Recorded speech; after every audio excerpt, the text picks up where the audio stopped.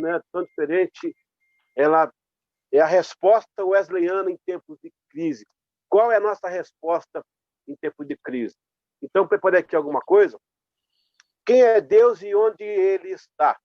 São as perguntas que não querem calar diante de um quadro tão catastrófico que o mundo enfrenta hoje, nesta pandemia Covid-19. Não é a primeira vez que acontece um caos. Aliás, a vida é assim. Começou depois de um caos. O primeiro verso de Gênesis diz: a terra era sem forma e vazia. Portanto, o caos que enfrentamos não é tão novidade assim. No entanto, a esperança sempre esteve ao lado de um caos. O verso continua: e o Espírito de Deus pairava sobre a face do abismo. Então, por natureza ímpar, Deus jamais permitiu uma dose de caos se não houvesse antídoto maior para combater. Ele falou no caos como tem falado diante de qualquer caos. Assim é Deus. E é desta forma que ele está. Então, quem é Deus? Indubitavelmente, ele continua sendo o mesmo Deus, sem nenhuma sombra de mudança, e o quadro atual das circunstâncias que envolvem a humanidade não afeta quem ele é. E, aliás, para ser quem ele é, tem que ter o poder suficiente para sustentar tudo e todos, para que o mundo em frente atravesse e vença a atual situação. Ou seja, não é a primeira vez que acontece milagre diante de uma pandemia. Já enfrentamos outras, tais como a pandemia de Atenas, terceiro século de Cristo, que matou 35% da população, a pandemia antonina em 167 depois de Cristo, onde 5 milhões de pessoas perderam suas vidas, a peste bubônica do século XIV, que atingiu mais de 200 milhões de pessoas, ainda a gripe espanhola em 1918, com 17 milhões de vidas ceifadas. Então, diante desta pandemia, e mesmo sendo grande, a Covid não é a primeira, embora esperamos ser a última. Mas alguém viveu e venceu para contar a história das outras. Nós também venceremos para contar como esta terminou. Onde está Deus? Está no mesmo lugar, permitindo que a humanidade experimente o resultado de seus próprios erros, o que já está previsto na consequência inevitável da desobediência. Ele também está junto de nós, dando sabedoria para responder à pandemia e inteligência para lidar com a mesma. Nós não somos intocáveis enquanto filhos de Deus. O pecado é abrangente. E é como se nós estivéssemos, por acaso, em uma região de guerra e perto de alguns soldados que fossem alvos de uma granada. O explosivo que tinha alvo os soldados acaba chegando até nós pela proximidade. Não era para todos, mas porque o resultado da bomba é abrangente, alguns estilhaços nos atingem. Para isso, estejamos prontos para agir e não apenas para reagir. Não foi diferente para o povo chamado metodista. Enfrentamos alguns obstáculos para estabelecer o chamado de Deus e espalhar a santidade às nações. No século XVIII, foram colocados 10 obstáculos na frente daqueles reais metodistas, e eles produziram 11 soluções. Eles enfrentaram e provaram a sua saga, a sua luta, seu desígnio no século XVIII. Primeiro, vencemos sem denominação. O Wesley não desejava abrir uma nova igreja. Não obstante, sua inclinação à disciplina contrastava com o ângulo Way.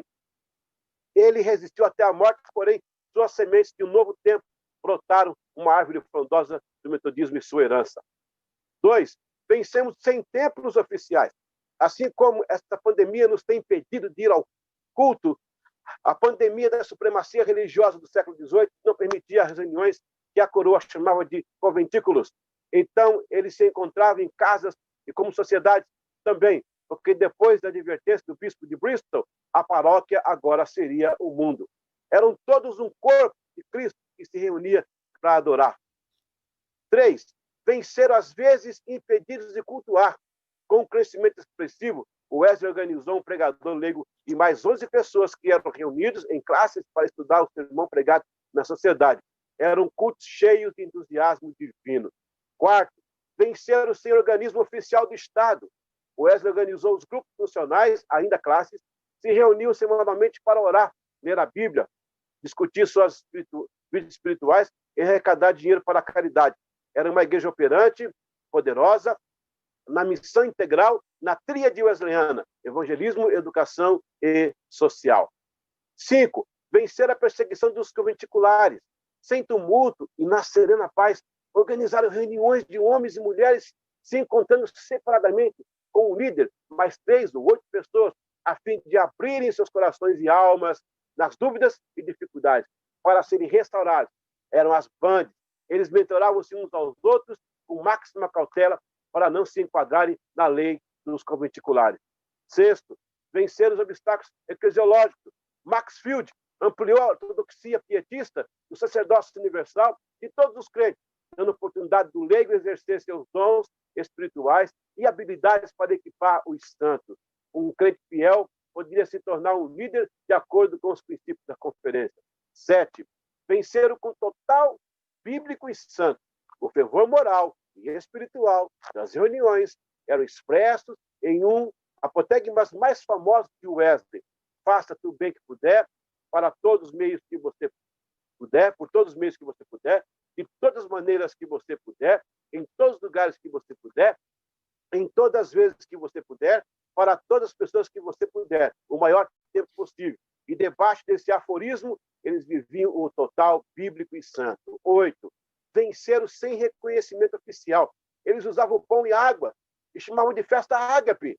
Os metodistas não eram bem-vindos a celebrar sua própria reunião de pão e vinho. O pão era comida comum e a água era de graça. Eles celebravam sob lágrimas a ceia do amor.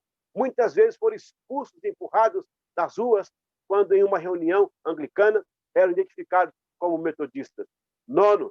Venceram sem a Westminster e sem a cantuária. Wesley organizou seus seguidores em uma conexão. Em um número de sociedades, chamou de circuito, sob a liderança de um superintendente. Reuniões periódicas de clérigos, metodistas e pregadores leigos eventualmente evoluíram para a conferência anual. Ora, onde eles se atendiam a cada circuito que eram nomeados. Era um mover prático e dinâmico maior que a igreja anglicana e a católica junto. 10º, venceram sem o chão inglês. Em 1787, Wesley foi levado a registrar seus pregadores leigos como não anglicanos. Enquanto isso, para servir do outro lado do Atlântico, Wesley ordenou de forma independente 2 pregadores, entre eles Thomas Cook, como superintendente. Com essas e outras ações, o metodismo mudou gradualmente para fora da Inglaterra, embora o próprio Wesley tenha permanecido um anglicano até a sua morte.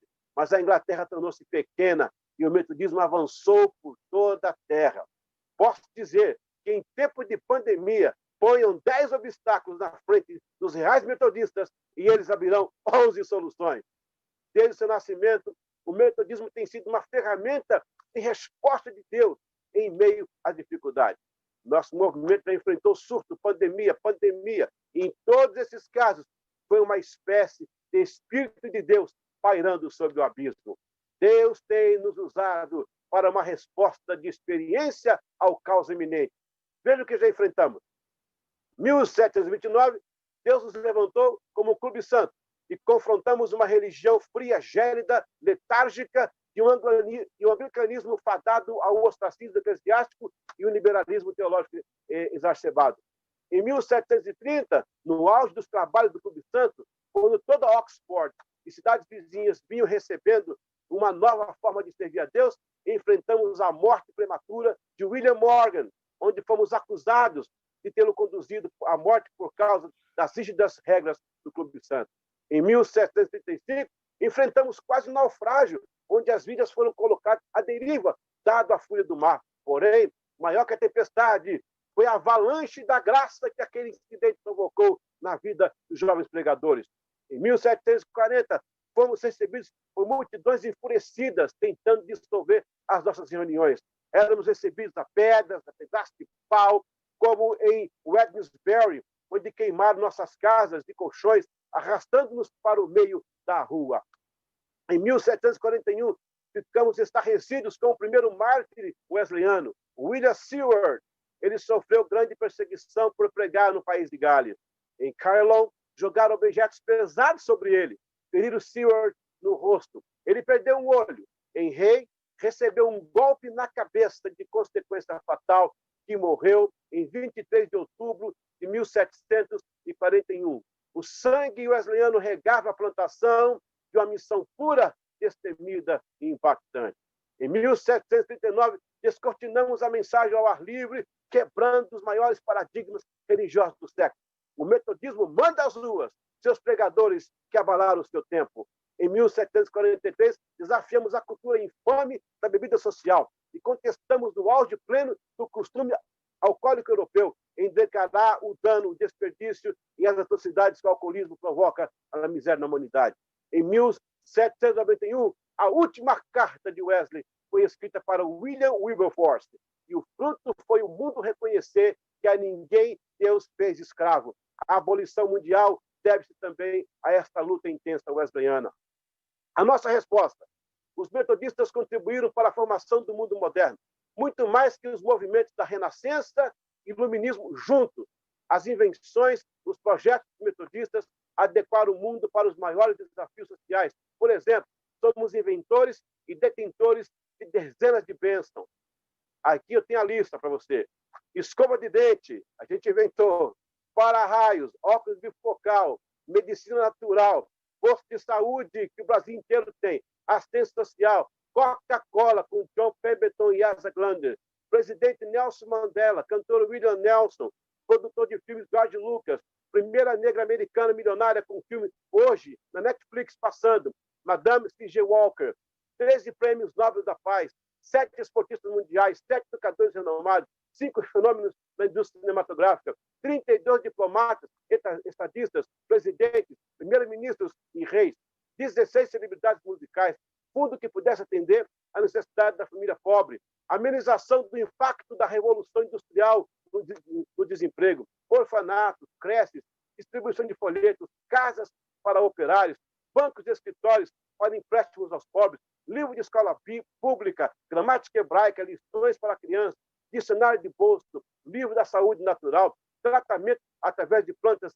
e raízes, a escola dominical, máquina do choque elétrico para a psiquiatria, máquina de ceifa agrícola com Lewis Miller, elevadores para pessoas com Elisa Otis, vinho sem fermento com Thomas Welch, filtro de água com John Wesley Hyatt, plástico Wesley Hyatt, playground para crianças, Hug Tucker, processo de celulose, John Wesley Hyatt, biogenética das abelhas, Warnick Care, ginecologia e obstetrícia, o Howard Kelly, 5 Nobel da Paz, Nobel de Química, Nobel de Literatura, eu tenho nomes, tenho data que o tempo não dá, Nobel em Medicina, Dia das Mães com Ana Jarvis, uma metodista, o time de Barcelona e o time de Liverpool, somos campeões, arqueologia, Dr. William Wheelwright, direitos civis com Rosa Parks, a primeira nomenclatura, a primeira dama, e hoje o mundo inteiro utiliza. Fundação de Hollywood, descoberta da febre amarela com Walter Reed, o maior jogador de rugby do mundo, Wesley Severi, recordista de 17 medalhas mundiais, Tatiana McFadden, primeira grade educacional no Brasil, da República, com Martha Watt, primeira campanha contra a febre amarela no Brasil, colaboração na saúde brasileira com o médico Dr. Oswaldo Cruz, primeiro posto de saúde, descoberta do antídoto para a febre amarela, primeiro cuidado de leprosos com Eunice Weaver, primeiro laboratório químico farmacêutico do Brasil, primeira classe de enfermagem, primeiro curso de culinária e nutrição, nós estamos respondendo às epidemias, nós temos a resposta, primeiro jardim de infância, primeiro curso profissional do Brasil de datilografia, glória a Deus. O povo chamado de metodista é uma das fontes de Deus para a humanidade. E veja que não é destaque religioso, não. A ideia é trazer a sociedade e revelar a nossa resposta. Os metodistas que destacaram nas áreas que a comunidade precisa melhorar e de excelência. O propósito é mostrar um movimento que não se deteve apenas na esfera religiosa, mas se contribuiu em resposta ao mundo melhor, mais justo, através da santidade social, que para o metodista é o verdadeiro amor incondicional e acima de qualquer pretensão religiosa. Como também a intenção não é mostrar que metodistas são melhores que ninguém, não somos. E sim dizer o diferencial de movimento que perdura há quase 300 anos, e além da religiosidade, influenciou e contribuiu para um mundo melhor. Então, seja um Walker. O que é isso, seja um Walker? As missões metodistas no Brasil tiveram 2 momentos. O primeiro em 1865, com a chegada de Eliot Pitts, e o segundo em 1867, com a chegada de Junior Newman. Houve um período de 25 anos que o metodismo parou em nosso país, por causa de algumas batalhas. Primeiro, em face à questão do Estado político americano. Segundo, foi a morte inesperada da missionária Cynthia Kinder. Terceiro, nasce uma crise interna agora entre os metodistas americanos. Essas intempéries evocaram o retorno também de Spawn. E agora? Segue-se um espaço de 25 anos sem a presença de missionários metodistas do Brasil, de 1841 a 67. Contudo, a semente foi forte e boa. Deus honraria a fé desses pioneiros e, inesperadamente, surge no cenário brasileiro a família Walker. A irmã Mary Walker cedeu sua casa e continuou com pequenas reuniões. A família Walker permaneceu esperando o retorno. A senhora Walker guardou uma Bíblia deixada pelo Spawn, destinada ao próximo pastor metodista que chegasse ao Brasil. Dando rédeas à minha imaginação, como disse o historiador Dornelas, eu vejo com os olhos da alma aquela mulher que mantinha a igreja em seu lar, firme na esperança da chegada de um novo pastor. Posso bem imaginar, a cada vez que era anunciada a chegada de um navio procedente dos Estados Unidos, Mary Walker se arrumava, se dirigia à Praça do Paço Imperial, hoje Praça 15, e se encontrava no Porto de Janeiro, onde se encontrava o Porto do Rio de Janeiro, para dar as boas-vindas ao novo pastor. Com que ansiedade ela devia abordar os passageiros que desembarcavam, perguntando entre eles se havia um pastor metodista. Posso imaginar também sua tristeza ao constatar, durante tantos anos e tantas idas e vindas, que seu sonho estava tardando em realizar-se. Passado, porém, cada desapontamento, a esperança se restabelecia e ela voltava ao cais do Porto à espera de um novo pastor. Mary Walker foi o elo entre as duas fases da nossa história no Brasil. A continuidade da família Walker proveu resultados suficientes para a retomada da obra por Júnior Newman, em 1877. De lá para cá, Deus firmou a sua obra e a igreja voltou ao crescimento, alcançou a nação, levantou universidades, obra social, missões e evangelismo. Pasmem, curiosamente, o nome Walker, em inglês, é caminhante, o que é oriundo de um verbo que significa caminhar, to walk. E tudo o que o metodismo precisava no Brasil, naquele momento, era caminhar, to walk, e não parar. E o que é um caminhante? É um walker, não é quem caminha? É o que disse Jesus, vem e segue-me. Quem segue, caminha. Então, um walker é um discípulo, e discípulo é testemunha, é missionário, é walker. Essa gente não para. Posso imaginar os olhos de Kidder, depois os de Spawn, embalejados de água, ao deixar o porto do Rio de Janeiro. Um sentimento na alma e o pensar. Senhor, o que será dos nossos esforços? Em terra brasileira, eu vejo uma jovem metodista, Mary Walker, olhando da varanda da sua casa para o Oceano Atlântico no horizonte, cujo frame do quadro era a Baía da Guanabara. Os seus olhos também lacrimejados, pensando, vão com Deus, missionários queridos, nós vamos segurar as cordas até vocês voltarem. Neste ano de pandemia, seja Walker, acredite, renove a esperança, vá em frente. Se a obra é de Deus, não desista. Em 2020, seja um Walker em frente desta pandemia. Qual foi a solução do metodismo? Qual foi a resposta? Não correu, não apenas enfrentou, aproximou-se, identificou, não desistiu, adaptou, tomou o controle e resolveu a situação. Onde está essa bravura desses metodistas? Por exemplo, na plantação da igreja dos Estados Unidos, os pregadores metodistas morriam cedo, eram desbravadores e o povo costumava dizer, no inverno rígido, todos estão em casa aquecidos. Se alguém bater na porta, ou é um urso, ou é um pregador metodista. Onde está esse espírito bravo? Voltemos à estrada, destemidos cavaleiros e amazonas de Aldersgate. E tem mais.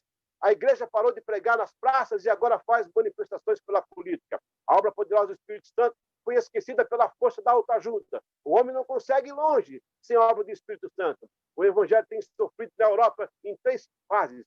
Primeiro, o materialismo tirou Deus das universidades. Segundo, a filosofia tirou Deus dos sermões. E, por fim, a política tirou Deus da nação. No Brasil, já chegamos quase, ou estamos na 3ª fase. Mas nós não nos renderemos a isto. Um dia o Wesley deixou cair da cadeira, no chão, sua última anotação do caderno do relatório, em 23 de fevereiro de 1791. Neste dia, foi levado para o leito. Após isso, faleceu quase um mês depois. Com letras trêmulas, registrou 294 pregadores, 71.668 membros britânicos, 19 missionários, 5 em estações de missão, 43.265 membros americanos, com 198 pregadores. Graças a Deus. Encerro minha fala evocando o espírito de luta do maestro metodista do navio Titanic, ou Titanic. Ele tocou essa música antes do navio afundar. Eram todos metodistas. Titanic nos deixa a lição. Para quem não sabe, o maestro Wallace N. Hartley foi um violinista a bordo do navio Titanic. Se tornou famoso por liderar a banda de 8 membros enquanto o navio afundava no dia 15 de abril de 1912. O Wallace Hartley era um devoto metodista e um filho de um líder de coral metodista de Coney, na Inglaterra, com uma banda e vários metodistas devotos. Após o Titanic atingir o iceberg e começar a afundar, Hartley e seus companheiros de banda começaram a tocar para manter os passageiros calmos enquanto a tripulação carregava os botes salva-vidas. Muitos sobreviventes dizem que a banda continuou a tocar até o próximo do fim. Nenhum dos membros da banda sobreviveu ao naufrágio. Um sobrevivente afirma ter visto Hartley e sua banda ao pé do convés, próximo à entrada da grande escadaria, perto da segunda chaminé. Ele conta que viu 3 deles serem varridos do convés pela água, enquanto os outros 5 seguravam na grade do convés, sendo tragados juntos com a popa para o fundo do mar. Enquanto Hartley exclamou: "Cavaleiros, ofereço-lhes a Deus." Um jornal da época relatou a peça musical tocada pela orquestra a bordo do Titanic em seus últimos momentos será considerada entre as mais nobres nos anais do heroísmo do mar. É assim que o povo chamado metodista enfrenta a epidemia. Este método nunca falhou. Não corre esta situação. Segundo, pensa no todo, no problema. Terceiro, se adapta à situação. Quarto, cria uma contraposição dentro da composição. Quinto, responde à crise em maior proporção. Conclusão. Voltemos à noite fria de Aldersgate e saiamos com o coração em chamas. Subamos novamente nos lombos dos cavalos, dos pátios, esperando as ameações de Asbury. Saiamos a galope em disparada ao campo. Vamos gritar no início da obra. Somos carvões resgatados do fogo. Vamos clamar no meio da obra. Minha paróquia é o mundo. E vamos bradar no fim da carreira. O melhor de tudo é que Deus esteve conosco. Chegar diante do trono, entregar nossa roupa rasgada, a Bíblia surrada e receber o descanso nos braços de quem nos chamou. É hora de nós levantarmos com os joelhos trêmulos e uma oração encharcada da glória de Deus e fazer o abalo do Espírito Santo sobre nossos púlpitos. Deus dará graça aos metodistas para contribuir com todos a fim de vencermos mais esta pandemia. Avante, povo da chama de Aldersgate. Avante, multidão do coração aquecido e abrasado. Avante, pregadores cuja paróquia é o mundo. O melhor de tudo é que Deus está conosco. Muito obrigado.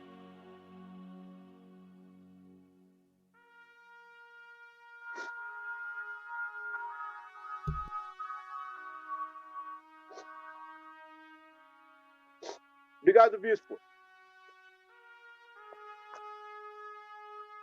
Isso, seu microfone não está captando. Não está ativo, desculpa. Ok. Querido irmão, vou dizer um negócio para você.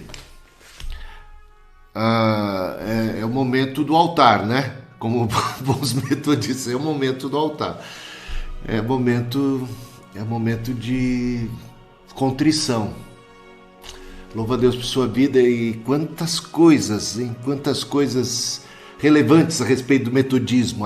O metodismo é o povo de Deus em ação, é o cavaleiro de Deus, são os walkers, são os que caminham, os que vão adiante, os que não têm medo de tempo ruim, no inverno rigoroso, agindo como os pastores pioneiros ali nos Estados Unidos, e como cresceu, como se espalhou, né, o metodismo em solo americano, né, em tão pouco tempo.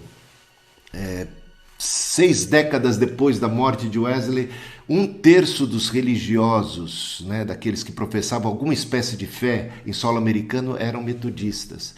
Né, que eles eram desbravadores e olha, você trouxe tantas informações que eu até desconhecia. Eu não sabia de eu não sabia que os metodistas estavam inventando tanta coisa, hein, meu? Até a Coca-Cola.